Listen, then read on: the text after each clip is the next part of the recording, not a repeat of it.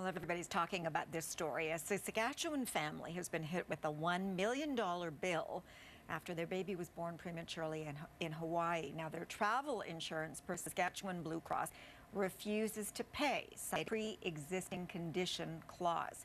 Joining me now from our Toronto studio is insurance expert Anne-Marie Thomas of InsuranceHotline.com. Hi, Anne-Marie. Hi, Sandy. And you're independent, are you? You're not affiliated with any insurance company? That's correct. We are an insurance rate comparison site that offering insurance quotes to consumers.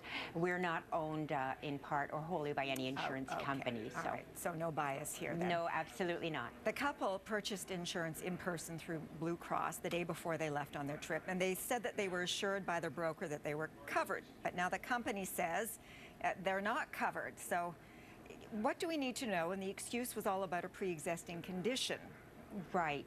So a pre-existing condition, so let me start by saying an insurance policy is a contract, right?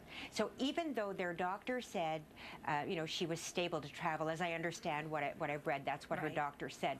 That's a medical stability. From an insurance contract perspective, they have insurance companies oftentimes have very definite definitions of what stability is. One insurance contract I was reading just before I came on said that there had to be no changes within the first 31 weeks of pregnancy. So no no issues per se, and so that they would cite that as a pre-existing condition, and then the traveler is not what an insurance company would consider stable, and so that would become the issue.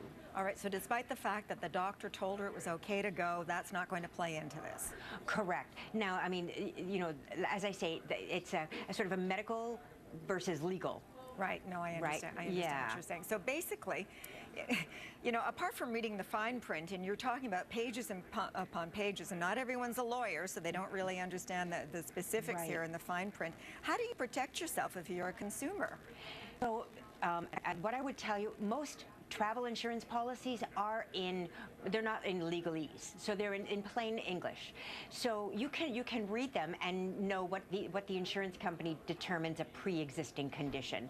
If you are not comfortable with that, you can actually go to the insurance company themselves and say, this is my condition, would you consider it pre-existing, am I, quote, stable, and that sort of thing, to find out.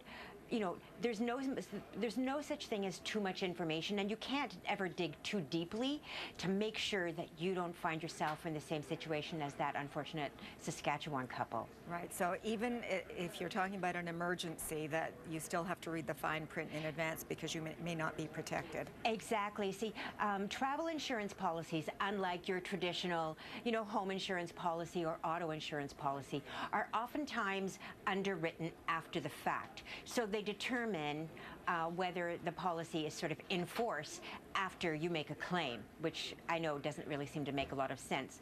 But given that, health issues, there's no black and white and no actual situation that is the same for every two people. Right. These situations have to be looked at after the fact, unfortunately. Right. Okay, we'll leave it at that. Thanks so much. Thank you very much.